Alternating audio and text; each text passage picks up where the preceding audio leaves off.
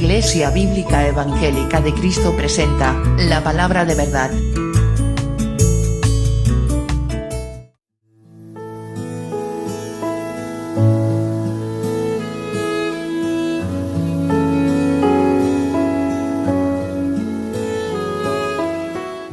Bueno, vamos a abrir nuestras Biblias en el Salmo 143.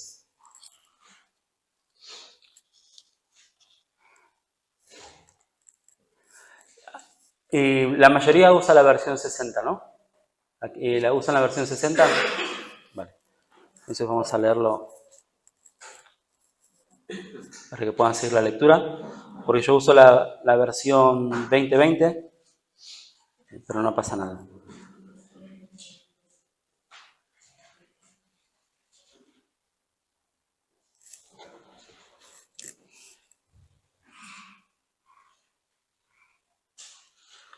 Salmo 143, y lo vamos a leer entero. Dice así: Oh Jehová, oye mi oración, escucha mis ruegos. Respóndeme por tu verdad, por tu justicia, y no entres en juicio con tu siervo, porque no se justificará delante de ti ningún ser humano.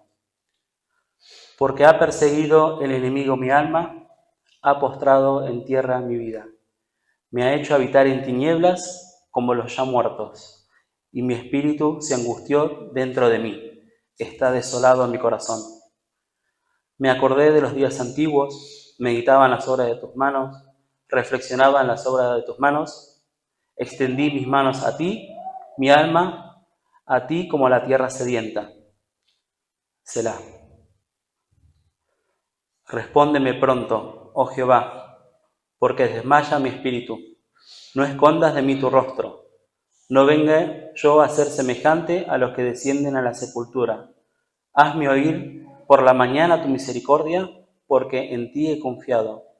Hazme saber el camino por donde ande, porque a ti he elevado mi alma. Líbrame de mis enemigos, oh Jehová, en ti me refugio. Enséñame a hacer tu voluntad, porque tú eres mi Dios. Tu buen espíritu me guíe a tierra de rectitud. Por tu nombre, oh Jehová, me vivificarás.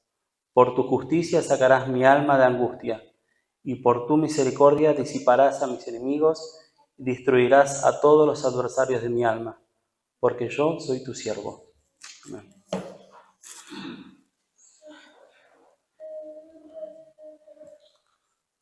Bueno, el nombre de este sermón le he puesto Mi alma esperará. Es un salmo que cuenta de 4 estrofas y yo lo dividí en 2 partes. La primera parte, del versículo 1 al 6, le puse la queja, y la parte del 7 al 12, la oración. Los salmos, para dar un poco de contexto o entender, siempre me gusta indagar un poco más en los libros de la Biblia. Son cánticos sagrados hebreos, que de hecho empezaron con el nacimiento de la nación de Israel. Se calcula que en el 1445 a.C. El primer salmo lo escribió Moisés, que es el Salmo 90, que es el cántico que entonan cuando cruzan el Mar Rojo, cuando salen de Egipto. Y el último se escribió en el libro de Nehemías, aproximadamente en el 444 a.C. O sea que los salmos, los 150 salmos que tenemos en la Biblia, se escribieron en un periodo de 1000 años. Y es increíble. Yo, cuando leí este dato, me pareció increíble cómo el Señor guarda su palabra, porque para compilar un libro en 1000 años y que no se pierda y que esté como Dios quiere, es increíble, ¿no? Es un milagro. A David, por ejemplo, se le atribuyen 73 de los 150 salmos que hay en la Biblia. Y, por ejemplo, el salmo que leímos nosotros es un salmo penitencial. Los comentaristas entienden que salmos penitenciales hay 7. Por ejemplo, el Salmo 51, el 32. ¿Y qué tienen los salmos penitenciales que lo caracterizan? Es que incluye una confesión de pecados o una humillación. Aunque esta característica la tienen muchos salmos, esta es una característica que predomina. Y este Salmo 143 que leímos ahora se cree que es el más tardío, uno de los últimos que escribió David, porque hace muchas referencias a otros salmos o frases. Y eso es importante tenerlo en cuenta para lo que veremos. Principalmente el tema que vamos a hablar del Salmo este es la misericordia, que es un atributo de Dios, es un aspecto del carácter de Dios. Y también, bueno, hablaremos de su justicia, de su verdad y de nosotros en nuestra condición de pecadores, que es lo que somos. Entonces el primer punto que hice, y tienen 3 subpuntos cada uno, es la queja, ¿no? La primera parte del Salmo. David está pasándola mal. No dice el Salmo qué es lo que exactamente le estaba pasando, pero sabemos que hubieron 2 momentos que para él fueron de mucha angustia, que fue cuando lo perseguía Saúl para matarlo y cuando lo perseguía su hijo Absalón también para lo mismo, su propio hijo. Eso a él le representaba mucha angustia, mucha tristeza, y esto hizo que después se escribiera este salmo. David ruega a Dios que conteste su oración. Como dice el versículo 1, escucha, Señor, oye mi oración, escucha mi ruego. Responde por tu verdad, por tu justicia. Y en el versículo 2 es donde apela y donde se humilla. Dice, no entres en juicio con tu siervo, porque no se justificará delante de ti ningún ser humano. Ahí vemos 2 puntos que quiero que mantengan en mente. Él está reconociendo en Dios su Señor y se está reconociendo a él mismo como siervo. Y importante destacar que se acerca con constricción y con humillación. Porque no se está acercando, Señor, escucha mi oración, porque no veas qué buen rey fui, Señor, no escuches, porque ves que tengo un corazón conforme al tuyo, ¿no? Porque decís, ¿no? Se dice, David tenía un corazón conforme al Señor. No, él se acerca y dice, no entres en juicio con tu siervo, porque no se justificará delante de ti ningún ser humano. Acercarse a Dios entendiendo la posición que tenemos. Lo mismo aplica para nosotros.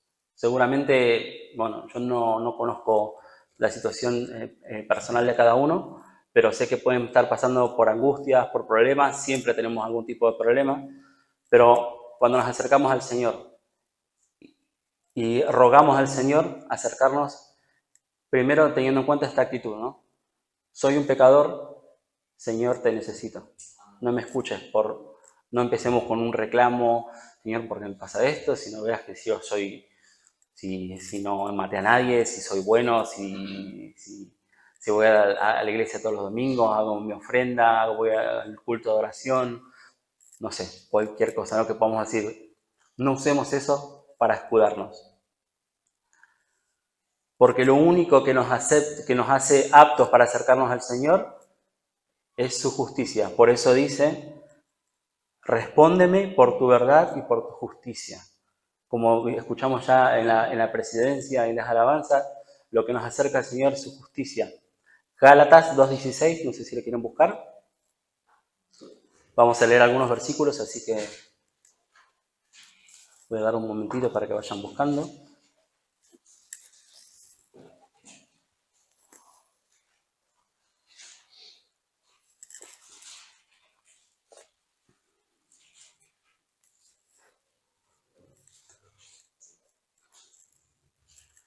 Gálatas 2:16 dice, sabemos que ninguna persona es justificada por las obras de la ley, sino por la fe de Jesucristo. Por eso nosotros también hemos creído en Jesucristo, para ser justificados por la fe de Cristo y no por las obras de la ley, por cuanto por las obras de la ley nadie será justificado. Por eso, cuando te acercas al Señor a pedir algo, no lo hagas en tu justicia, no lo hagas pensando que eres buena persona, que quizás, humanamente hablando, seas buena persona, seas agradable, no lo hagas. Tenemos que tener en cuenta esto desde el principio, que lo dice David por algo, lo dice la palabra por algo. Por tu justicia y por tu verdad. No entres en juicio con tu siervo, porque Señor, si entramos en juicio con el Señor, vamos mal. Entonces el segundo punto del primer punto A, B si queremos, del primero, la necesidad del pecador, le puse, ¿no? Que son los versículos 3 y 4. David está en una crisis, su situación es desesperada, está en peligro de muerte, está muy angustiado, no lo dice por qué, pero estaba pasando mal. Dice, el enemigo está persiguiendo sin parar. Estaba, como lo dice, a ver, déjenme que voy a dar vuelta a la página.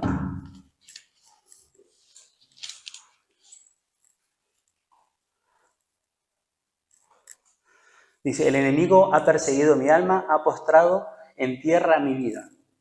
Me ha hecho habitar en tinieblas como los que han muerto. A mí esto me ha postrado en tierra mi vida, es básicamente como, se diría, lo estaban pateando en el suelo. Así, ¿no? Como para contextualizar lo que es tener la vida en tierra, o sea, estar postrado en tierra. Es cuando tu enemigo te tiene rodeado, te están pateando en el piso y no puedes hacer nada para defenderte. Estás al borde de la muerte. Y sus atormentadores, en este caso sus angustias, lo hacen vivir aislado, se siente que está en tinieblas, como dice acá, eso es escondido. Cuando se está en esa situación de angustia, sentimos que estamos aislados, que estamos en tinieblas, nos alejamos de los demás, nos encerramos en nosotros mismos. Y acá lo dice, se siente como un cuerpo olvidado en una tumba. Fíjense la angustia que estaba pasando. El versículo 4, mi espíritu se angustió dentro de mí, está desolado en mi corazón. O sea, está muy mal, está muy mal. Muchos nos podemos haber sentido así en ese momento. A mí no me está persiguiendo una persona para matarme, ni tampoco mi hija. Espero que no lo haga cuando crezca, espero ser un buen padre. Pero ¿se han sentido así? ¿Se han sentido así perseguidos? Ya no digo por una persona o un sicario ¿no? Tan textual. Nos hemos sentido así, percibidos así, por cosas que nos preocupan. A mí, como siempre, me pasa que cuando estoy preparando un sermón, lucho con eso, ¿no? Porque esta semana, por ejemplo, yo estuve angustiado, estuve desolado, me he sentido abatido. ¿Qué pasa? ¿No? Acá el salmista lo dice, el enemigo ha perseguido mi alma, ha postrado mi vida, y antes creo que lo decía, o lo hice más adelante. Sí, ha perseguido mi alma. Muchas veces estamos angustiados y puede ser por pecados y consecuencias de los pecados y a veces por situaciones. Pero estas cosas atacan nuestra alma. Podemos pensar en pecados, como decía, y las consecuencias del mismo, haber tomado una mala decisión, que después nos lleva a una situación de que no sabemos cómo salir de ahí. Puede ser enfermedades que padecemos, que nos tienen preocupados porque no sabemos qué va a pasar con nosotros, nos vamos a mejorar, vamos a empeorar. A veces enfermedades de seres queridos, no sé, nuestros padres cuando se ponen mal, se van a sanar, van a salir bien o mal de la operación. ¿Es salvo mi padre o mi madre? ¿Qué va a pasar con ellos cuando no estén? Todas esas cosas cargan nuestro corazón. Y nosotros no podemos hacer nada. Por ahí situaciones económicas, estás en el paro, no llegas a fin de mes, viviste por arriba de tus posibilidades y ahora tenés deudas impagables y no sabes qué hacer para salir de ahí. No sé, hijos apartados de la fe, hermanos, nuestros hermanos apartados de la fe. Puede haber muchas cosas, problemas con tu esposo, con tu esposa, con tus hijos, malas relaciones. Pongámosles el nombre que queramos. Ya digo, pecados o a veces situaciones. Y muchas de estas situaciones son a causa del pecado, ¿no? Al final. Todas esas cosas puede tener abatida nuestra alma, que nos sentimos desolados, que nos sentimos que no sabemos qué hacer. ¿Qué hacemos en ese instante? Tenemos que hacer lo que hizo David. En el punto C de mi primer punto, un anhelo de saciar la sed, le puse, ¿no? Son los versículos 5 y 6. Dice David, ¿qué hace David? No se queda en ese terreno. Él la está pasando mal. Él está triste, está desolado, pero no se queda ahí. Por eso David decía, ¿no? Dice la palabra que tenía un corazón conforme al corazón de Dios. Y esto no quiere decir que David era perfecto. Un corazón conforme al corazón de Dios es aquel corazón que reconoce su pecado, que reconoce su necesidad y acude a Dios. Ese. Y entonces, ¿qué hace David? Me acordé de los días antiguos. Meditaba en todas tus obras, reflexionaba en las obras de tus manos. Y en esto que él está diciendo, hay fervor, hay necesidad, hay ardor, hay un ardor en su oración. Y lo que dice el versículo 6, lo siguiente: extendí mis manos hacia ti, mi alma te anhela como la tierra sedienta. Es lo que hacemos nosotros cuando estamos en aprietos, cuando estamos así angustiados, estamos tristes. No vamos en oración como cuando oramos por el desayuno. Gracias, Señor, te doy por este día, gracias por este pan, por los alimentos, que nunca nos hace faltar, amén. No. Cuando estamos en situaciones así, que, como les digo, lo tengo fresco porque me ha pasado la semana, oras a la noche en la cama, no puedes dormir y estás orando, estás en el coche manejando y estás orando, estás lavando la taza y estás orando, estás sentado en el escritorio trabajando y estás diciendo, Señor, por favor, ¿qué hago? ¿Qué hago? ¿Qué hago? Y aquí hay un texto que me gusta, que lo busquen, me gustaría, el Salmo 63.1, que por ahí enfatiza un poco más. Salmo 63.1.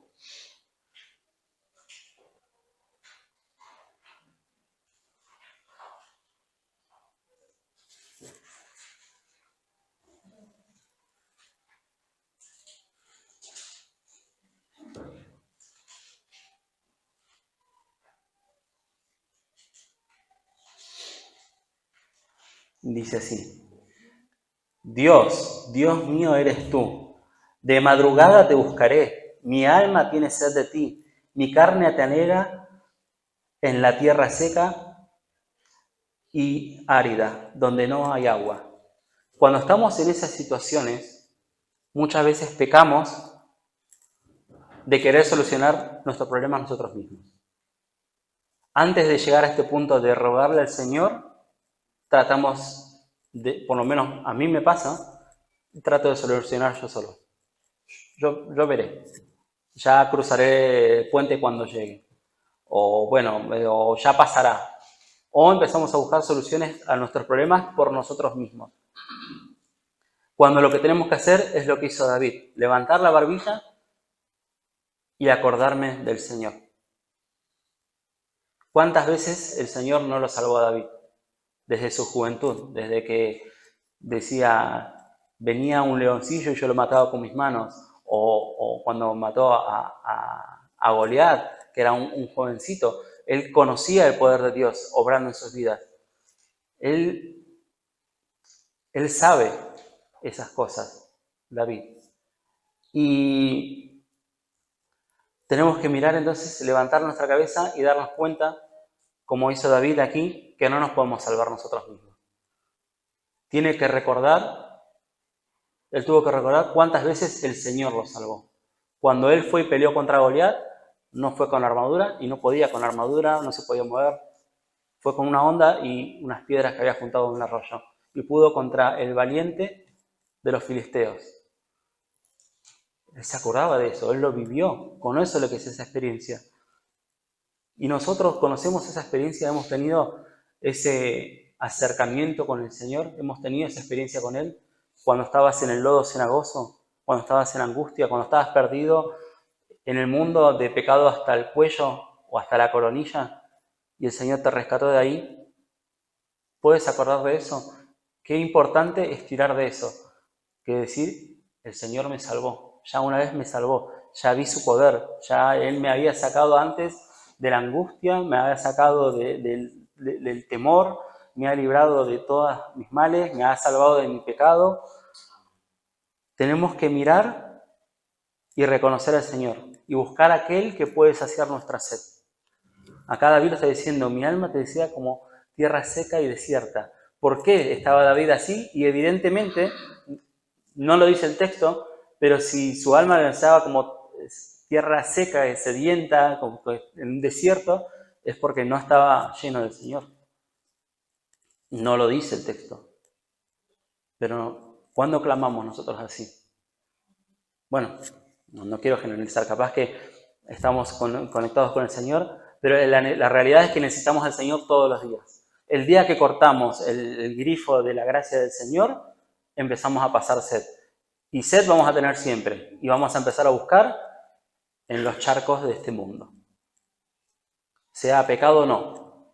Hacer una actividad pecaminosa o no. Es pecado cuando eso ocupa un lugar que solamente le pertenece al Señor. ¿Y qué pasa? Acá llega la mitad del Salmo, ¿no? Y yo me sentí muy identificado con este Salmo. Llegamos a la parte en que, bueno, yo lo puse, ¿no? Tenemos que reconocer que no nos podemos salvar, tenemos que dejar de buscar ayuda en otras cosas ajenas al Señor. A veces caemos incluso en libros de autoayuda, caemos en no sé, a mirar, no sé si alguno lo ha hecho, yo no lo hice, pero sé que la gente que lo hace, que pone en YouTube un coach motivacional, que sos un máquina, que vos podés, o no sé, o lo vi de cerca, creer en el poder de la palabra. No digo nada negativo, yo creo esto y no lo tengo. No estoy enfermo, a mí no hay nada. Ser positivo. Y eso es increíble. Y la gente se aferra a eso y tira de eso. No sé, capaz que estamos esperando ganarnos la lotería. Tendría que empezar a jugar para que pase, ¿no? Pero estamos esperando eso. Y después llegamos, cuando ya todo eso no nos funciona, que estamos desesperados, buscamos a Dios. Pero buscamos los milagros de Dios y no buscamos a Dios. Entonces, por eso yo creo que el salmista puso este Selah en el medio del salmo. ¿Qué es Selah? Es un término, lo voy a leer porque es un dato, una nota de color si se quiere para saber qué es, ¿no? Selah es un término hebreo que aparece 71 veces en los salmos y en Habacuc 3 veces. El origen y significado son inciertos. Hay quienes derivan que es una palabra de raíz aramea que denota el momento en que una congregación debía arrodillarse o postrarse. Me olvidé decir, los salmos son cánticos. Hay cánticos graduales, hay cantos de solemnidad, eran canciones que David usaba, por ejemplo, que escribió un montón y compiló, que lo cuenta en el libro de Crónicas, para cuando hacían el traslado del arca o las fiestas. Entonces el Selah se usaba para ponerse de rodillas, para postrarse. Puede ser, se cree que se usaba como una señal de liturgia para elevar la voz o alzar las manos en actitud de oración. Otros consideran que se trata de una notación musical, como decía, donde después entraba ¿cómo se dice? El momento cúspide, ¿no? de la canción. Y el Selah, nosotros cuando lo leemos, bueno, evidentemente lo estamos leyendo. ¿Qué vamos a hacer? ¿Vamos a gritar? No. Hacemos una pausa y pensamos. Y acá yo creo que es donde me ayudó a mí esta semana, que entendí cómo soy, que yo llego hasta la mitad del salmo. Yo estoy abatido, tengo problemas, trato de solucionarlo por mi cuenta, me acuerdo del Señor, pido que el Señor me ayude con eso y vuelvo de vuelta al principio. Capaz que el Señor me soluciona el problema, capaz que el Señor me trae paz y vuelvo en bucle otra vez arriba. Me dejo secar, corto el chorro de mi vida espiritual, me confío y después va a venir otra cosa y de vuelta. De nuevo el mismo ciclo vicioso, autodestructivo en el que estamos los seres humanos, cuando dejamos a Cristo de lado. Entonces, el Salmo retoma en el versículo 7, de nuevo, como que empieza a orar de nuevo David, que no puso ese selah de casualidad. Recuerda que la salvación es del Señor. Señor, tú eres el que me salva. Entonces dice, respóndeme pronto, Señor, porque desmaya mi espíritu. No escondas de mí tu rostro, no venga a ser yo semejante a los que descienden a la sepultura. ¿Por qué es importante esto? Porque lo pide con urgencia. ¿Por qué es importante esto? Porque si Dios no tiene rostro, por así decirlo, ¿no? Es una imagen, una ilustración que está dando de que Dios dé vuelta el rostro de David. David ya entiende que no hay nada que lo pueda salvar, solamente el Señor. Y si el Señor le da la espalda, si el Señor esconde el rostro de él, para esto él significaría la muerte. Si él ya reconoció que la salvación es del Señor, que él solo puede salvar, si te da la espalda el Señor, ¿qué más queda? Él estaba desesperado, desmaya mi espíritu. No escondas tu rostro de mí. No venga a ser semejante a los que descienden a la sepultura. Y esto está hablando, no venga a ser semejante como la gente que muere sin Cristo en su corazón. Que ahí va a ser la desolación total, va a ser una eternidad sin Dios, una eternidad en el infierno. Esa desesperación, si Dios nos da la espalda, es esa desesperación.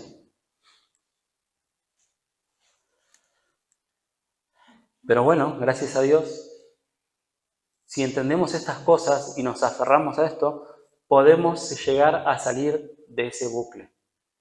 Podemos reconocer que Dios tiene misericordia y que nos va a salvar, va a saciar nuestra sed.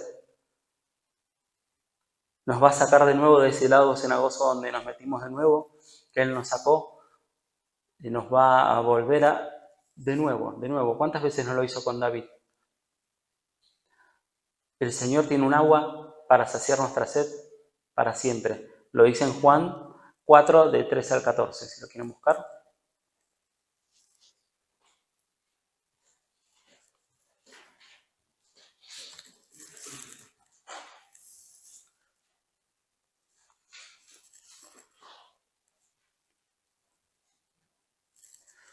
Jesús le contestó, cualquiera que beba de esta agua volverá a tener sed. Estaba hablando del pozo, ¿no? Mas el que beba del agua que yo le daré no tendrá sed jamás. Esa agua será en él una fuente de agua que fluya para vida eterna. Esa agua es Cristo. Cristo salva, Cristo sacia nuestra sed.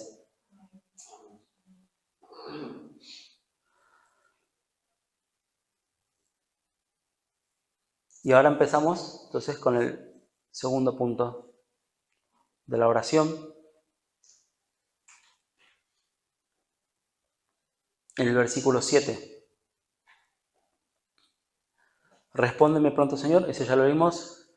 El versículo 8 dice, ¿no? Hazme oír por la mañana tu misericordia, porque en ti he confiado. Hazme saber el camino por donde debo andar, porque hacia ti he elevado mi alma. Ya está, él salió del bucle y ahora dice, hazme oír por la mañana tu misericordia. Y esto es muy bonito, esto lo descubrí estudiando esta semana. Bueno, ya hace varias semanas, ¿no?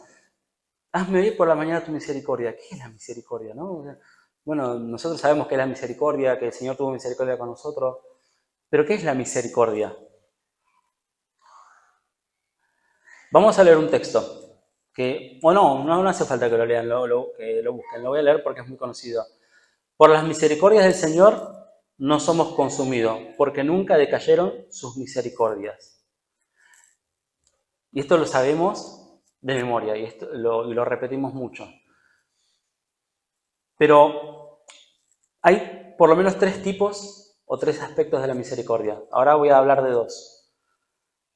¿Qué es la misericordia? Básicamente es aliviar la miseria en la que se encuentra una criatura de Dios.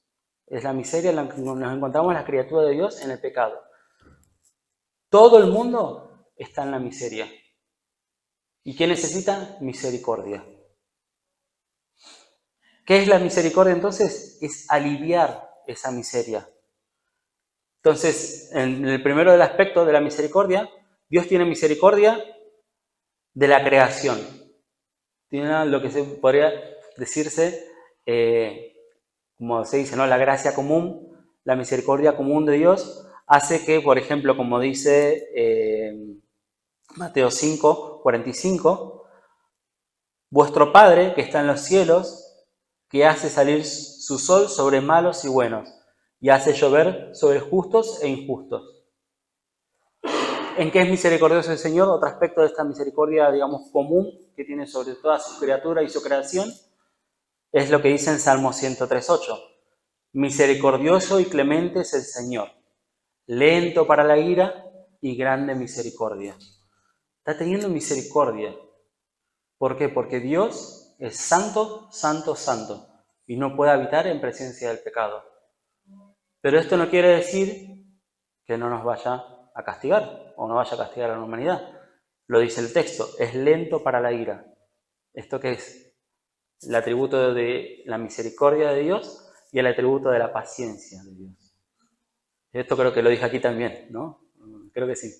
La paciencia es un atributo de Dios que nos beneficia, pero que Dios se la aplica a sí mismo, deteniendo su ira para no destruirnos. Y la misericordia, nosotros somos los beneficiarios, que hace que tú y yo estemos respirando hoy, que nos hayamos levantado hoy de la cama, o que no venga, o que nos caiga fuego del cielo y destruya el planeta Tierra, o que simplemente lo haga Dios con la voz de su palabra, que diga fin y se acabó todo. La misericordia también, en el aspecto que nos concierne a los hijos de Dios, va atada a la gracia. Cristo fue enviado a causa de la misericordia.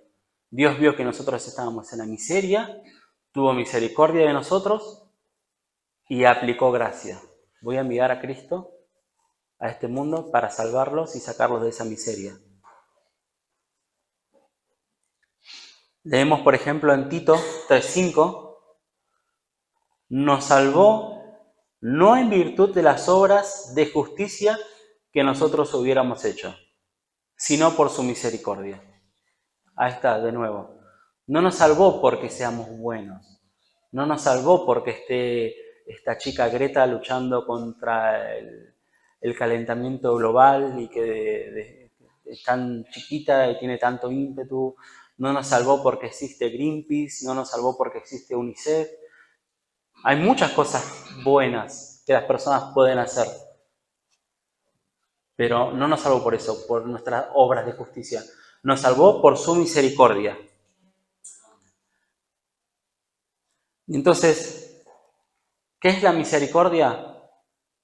Es no darnos lo que merecemos, que es castigo. ¿Y qué es la gracia? Es darlo lo que no merecemos, darnos lo que no merecemos, su perdón. La misericordia es no darnos lo que no merecemos, castigarnos. Y la gracia es darnos lo que no merecemos, perdón. No nos merecíamos a Cristo y sin embargo lo dio. Y en base a esa misericordia, Dios tiene un compromiso con nosotros de salvarnos. Y vamos a pasar ya al versículo 9 y 10, que vuelve a hablar David y dice, líbrame de mis enemigos, Señor, en ti me refugio. Enséñame a hacer tu voluntad, porque tú eres mi Dios, tu buen espíritu me guíe a tierra de rectitud. David clama al Señor pidiendo rescate y alivio. Ya entendió que la salvación solamente es del Señor. Y ahora entiende lo que es la misericordia del Señor y le pide que se la haga recordar cada mañana, como la tenemos que recordar nosotros. Señor, tú me salvaste del infierno, tú me salvaste de mi pecado, tú salvaste mi matrimonio, tú salvaste a mi familia, salvaste a mis seres queridos, salvaste a todos mis hermanos que tengo hoy sentados al lado mío. Tenemos que recordar eso cada mañana. Y si lo recordamos de verdad, o sea, no concienzudamente, Señor, a la mañana, gracias por tu misericordia. Tengo un montón de problemas, sí. Tengo problemas económicos, sí. Tengo problemas con tal cosa, sí. Señor, descanso tu soberanía. Señor, me diste lo más importante. Tenemos tan en poco la salvación que nos dio Cristo. Tenemos, sí, tan en poco.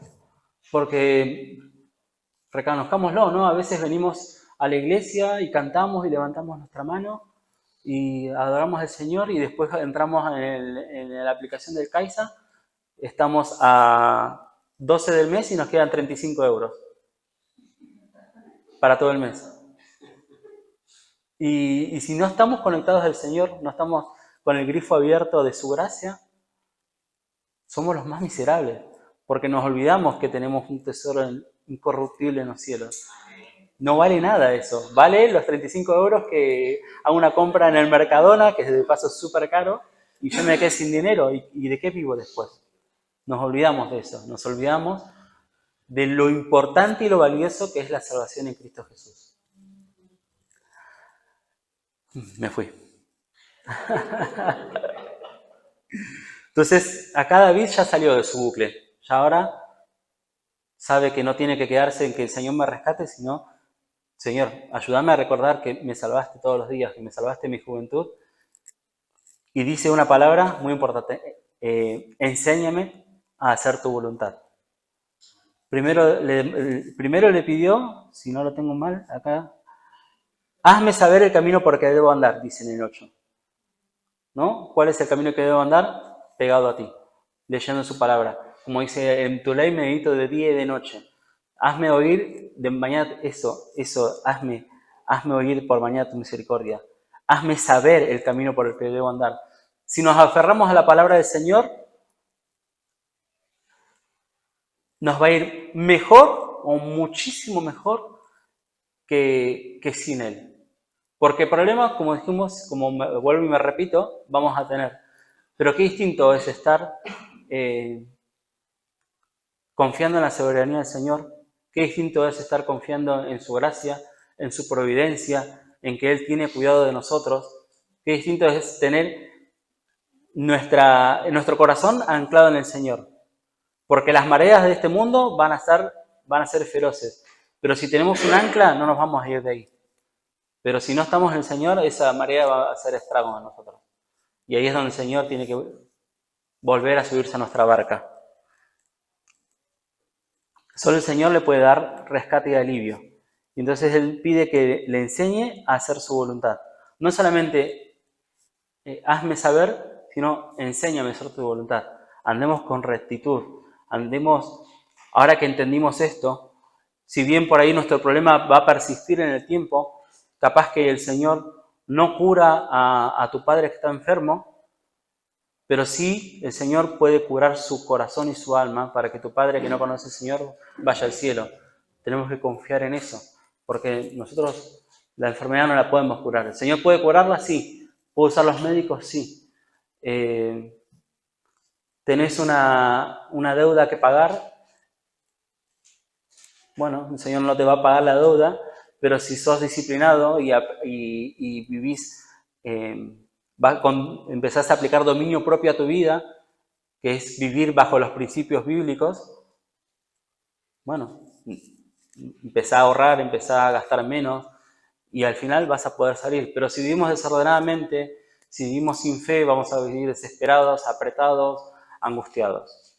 Entonces, el Señor me enseña, me hace saber en qué estoy haciendo mal y después David, enséñame a andar en esto, enséñame a caminar en tu verdad, enséñame a caminar en tu gracia.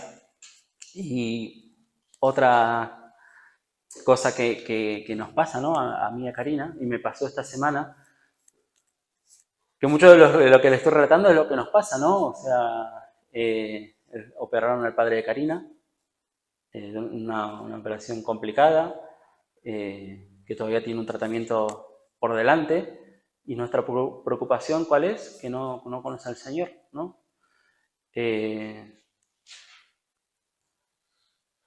En casa, nosotros, por ejemplo, estamos acogiendo una familia que ya en abril van a cumplir 1 año, y no sé, esta semana tuve muchísimo trabajo, mucho trabajo. Estaba súper agobiado porque no paré en un minuto, y después las cosas cotidianas de la casa. Tenemos 2 nenas chiquititas y pelean y lloran. Entonces todo eso como que te va agobiando. Y bueno, yo y tratando de decir, bueno, de orar, Señor, dame paz, dame para poder hacer tu palabra. Y en un momento mi paciencia, yo no soy de enojarme, no sé de enojarme, soy así como me ven ahora, estoy todo el tiempo, ¿de qué te estás riendo? No sé, o sea, siempre más o menos ese es mi carácter, ¿no? O sea, el Señor me dio esa gracia de por ahí en eso, es que me levanto sonriendo a la mañana. A mí la taza de café que me dice no me hables hasta que no me veas vacía, no, conmigo no pega. Yo siempre estoy de buen humor. Pero, ¿qué pasó? Todas estas situaciones económicas, de enfermedad, de cosas, de ir y venir, la convivencia en casa, hizo que me cansara, me obstinara y agobiara y me pusiera de mal humor. Y llamé a un buen amigo para desahogarme, ¿no? Porque bueno, tenemos que tener eso, ¿no? Buenos amigos que creyentes, muy bien, gracias, iba a decir eso, maduros espiritualmente, a quien le puedas... El Señor sabe, pero no es bueno que el hombre esté solo, no solo con su esposa, sino amigos, así como David y Jonatán, que eran hermanos de alma, que se amaban. Lo llamé y le dije, mira, estoy súper agobiado. No llamé a un amigo que tengo, que seguramente me decían, no, bueno, ¿y vos qué estás haciendo? Chelo de tu casa, o sea vos estás loco, yo qué sé, ¿cómo te metes en eso? No necesitaba escuchar eso, no necesito que enardezcan lo que está saliendo de mi corazón, que era al final pecaminoso. Necesitaba que me pongan paños fríos. Y me hizo muy bien. Y estoy estudiando el texto y el Señor me lleva a Romanos 12:8. El que exhorta en la exhortación. El que reparte con libertad. Abrí tu mano. El que preside con solicitud. El que hace misericordia con alegría. Señor Dios. Me tenía arrinconado. El que hace misericordia con alegría. Ese es el camino por el que debemos andar. Hacer misericordia con el agraviado, con el extranjero, con la viuda, con el hermano necesitado. Y hacer misericordia es muchas veces nosotros dejar de tener cosas. Por eso el que dice, el que reparte con libertad, no te aferras a las cosas materiales. Si Dios te da y te da un poquito más, let it go, déjala ir, porque son de Él. Lo recibido de tu mano te damos. Y el que hace misericordia con alegría. Y eso me lo estoy repitiendo ahora todos los días. Porque mi situación en casa no cambió. Seguimos siendo numerosos. Pero bueno, me repito eso. El que hace misericordia con alegría. Señor, me diste esta casa, ¿puedo abrir las puertas de mi casa? Gloria sea tu nombre. Al final no tengo que mirar esto de acá. Tengo que levantar mi barbilla y mirar al Señor. Porque Él provee, Él sostiene. Y ya no tengo esa agobio y angustia que tenía. Se llevó mi angustia.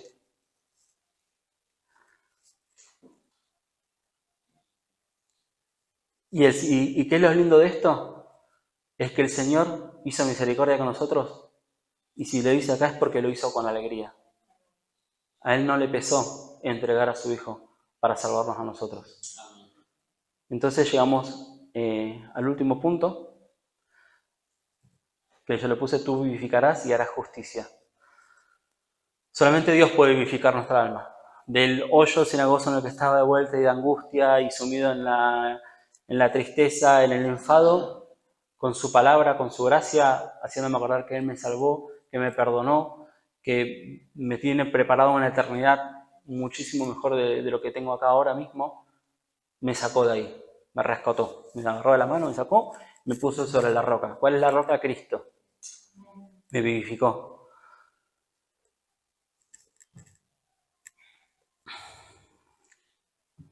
David, al ligar su propia preservación a la gloria de Dios, dice, por tu nombre, Señor, me vivificarás.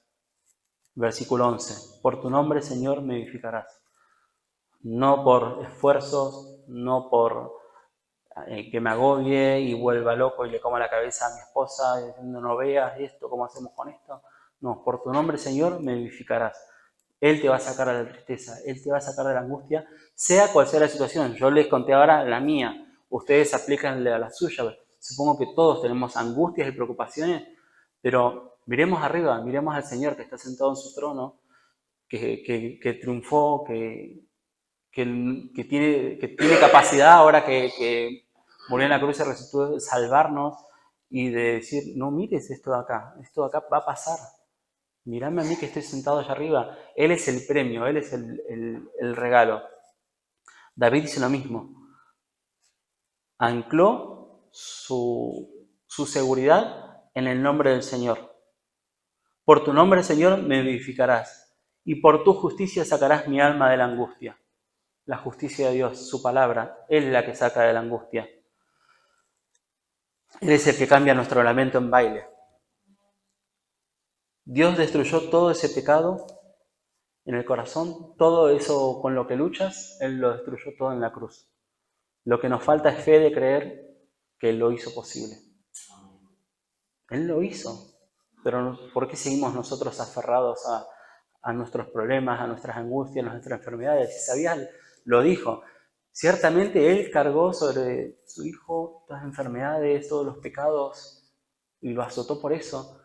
¿Por qué seguimos pecando? Porque nos falta fe, porque no nos aferramos al Señor, porque no creemos en su gracia, no creemos en su poder salvador, en su poder sanador. Por eso seguimos volviendo al charco. No nos creemos. Ahora, les voy a comentar el último aspecto de la definición de misericordia que se lo comentaba a Karina, ¿no? Cuando estaba estudiando, que me impactó. El versículo dice, 12, por tu misericordia aniquilarás a mis enemigos y destruirás todos los adversarios de mi alma, porque yo soy tu siervo. El tercer aspecto de la misericordia es chocante, pero hay que tomarlo con fe y entendiendo el carácter del Señor. La destrucción de todos los malos es un favor al universo. Cuando hablamos de destrucción y misericordia parece que son cosas irreconciliables, ¿no? ¿Cómo es que van juntas la destrucción y la misericordia? Parecen dos palabras que chocan, pero son la cara de dos monedas. Que Dios haga misericordia con nosotros quiere decir que tiene que destruir a nuestros enemigos. Que Dios haga misericordia con nosotros, que somos los agraviados, quiere decir que Dios tiene que destruir al que hace el agravio. Que Dios haga misericordia con nosotros porque nos han ofendido, quiere decir que tiene que destruir al ofensor. Así como una cárcel es misericordia para la sociedad, como el castigo a un ladrón que es un atracador, la misericordia para que muestre la justicia para la sociedad es que ese ladrón vaya a la cárcel, que sea castigado. El cielo es una muestra de misericordia que Dios tiene con nosotros y la justicia con el pueblo de Dios. Y el infierno es la justicia y el castigo a los enemigos de Dios. ¿no? Es fuerte, pero es verdad, porque el mundo está caído en pecado, el mundo está destruido, el mundo odia a Dios, odia al Evangelio, nos odia a nosotros, si nosotros vivimos, como decíamos antes, ¿no? Enséñame a andar en tus caminos, nos va a odiar. ¿Y cuál va a ser la misericordia de Dios con nosotros? Que castigue a toda esa gente. Pero eso le corresponde a Dios. La salvación es del Señor y la condenación también es del Señor. Nosotros no podemos estar condenando al mundo, ni a los pecadores, ni a nadie. Porque ¿cuántas veces nos pasa que decimos, le deseamos lo peor? No sé, cuando, no sé, vemos, a nosotros, por ejemplo, nos pasa, o me ha pasado, por ejemplo, con la presidenta de mi país, o lo puede decir mi esposa con el presidente de su país, que le hacen tanto daño al pueblo. Y al final uno dice, bueno, el Señor lo va a castigar. ¡Qué fuerte! Cuando el Señor nos manda a orar por nuestros gobernantes, no a que lo condenemos al infierno. Hacer misericordia con alegría. Yo este tipo lo veo, este hombre que está gobernando el país me hace súper mal. Me pasó, por ejemplo, cuando en Argentina hace poco hubo un intento de magnicidio, que a la presidenta le dispararon en la cara y no salió el tiro. Yo, ay, por poco, dije yo. Y estaba metido en Twitter, que Twitter es una fuente que emana odio, fatal, ningún creyente debería estar en Twitter, y te llenas de cosas, y al final terminás odiando a todos los políticos y que caiga una bomba atómica que se lo lleva a todos, y al final terminó ofendiendo a hermanos con comentarios que puse en WhatsApp, diciendo, uy, por poco, que son partidarios de ese X, ¿no? El Señor no nos manda eso, ¿no? El Señor nos manda a orar por los que nos ofenden, a orar por los que nos hacen daño, poner la otra mejilla, hacer misericordia con la alegría. Y ya el Señor hará. Él castigará al que tenga que castigar y salvará al que tiene que salvar. Y por último, que por ahí es todo lo más chocante, como son las cosas, ¿no? La misericordia la necesitan los pecadores. Y sin embargo, Dios, hubo alguien con el que no tuvo misericordia y lo aniquiló. Acá dice, por tu misericordia aniquilarás a mis enemigos. Y Dios aniquiló a su Hijo en la cruz. Tomó todos nuestros pecados, lo cargó en la cruz y le dio con todo. Con toda la ira que Dios puede tener contra este mundo pecador, se la llevó Jesucristo. Esa ira que yo me merecía, de ser aniquilado. Me gusta la versión 2020 porque dice aniquilar. Aniquilar es no dejar nada, destruirlo con ira. Lo aniquiló en la cruz. De él no tuvo misericordia. Y sí la tuvo de nosotros. Entonces, ¿cómo vamos a tener en poco una salvación tan grande? Y si, no sé si alguien acá no tiene a Cristo como su Salvador, hoy es día de salvación. Hoy Dios está repartiendo misericordia con alegría, gracia. Solamente tenés que reconocer que solo no podés. Entregarle el timón de tu vida. Tu vida sin Cristo es un desastre. Cuando vos tomás el timón del barco, el barco va a ir a encallar. Va a terminar como el Titanic. Va a terminar como el Titanic y no sos Rose, vas a ser Jack. Te vas a terminar ahogando, no hay forma que te salves solo. Vas a hundir el barco, te vas a hundir vos. Pedile al Señor tu corazón, Señor, aniquilad mi pecado, aniquilad los enemigos de mi alma. Todos esos pecados a los que nos aferramos y tenemos ahí escondidos y volvemos a Él para que nos dé vidilla, para sentirnos bien, porque al final cuando pecamos, como un libro que estamos leyendo muy bueno, que es Cambios Profundos, o Un año de cambios, cuando pecamos estamos buscando la felicidad, porque nadie hace algo que no le gusta para pecar, hacemos cosas que nos gustan, estamos buscando satisfacción, estamos buscando felicidad. Dios nos creó con necesidad de sentir felicidad, pero no busques la felicidad en este mundo, buscala en el Señor. Tu vida es un desastre sin el Señor, entregásela Señor, te entrego mi vida, te entrego el timón de mi corazón, te entrego mi alma, perdóname por todos mis pecados y gracias por haber tenido misericordia de mí.